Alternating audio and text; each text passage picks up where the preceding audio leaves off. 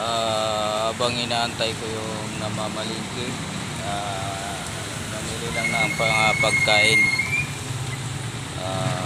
Kasalukuyan nag-aantay ako rito sa kanto na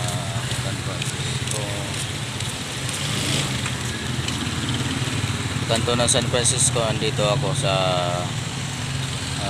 papasok ng Santo Rosario.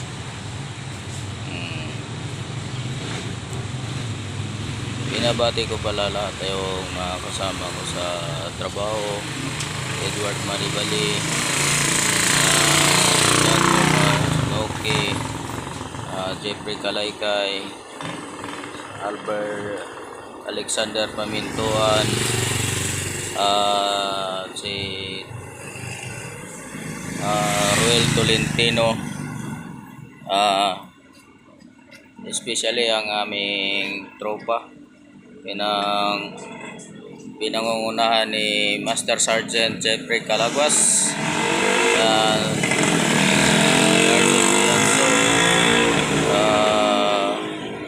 Sergeant Edmar Catelod, Sergeant Chris Desinas, especially for me. Andito ngayon, naglalakad habang nag-aantay sa aking mag-iina ngayon. Yan. Malayo pa, matagal pa.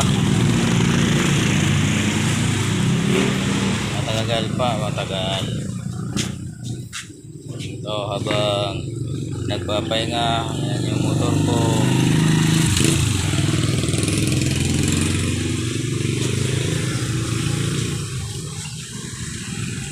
Mainit.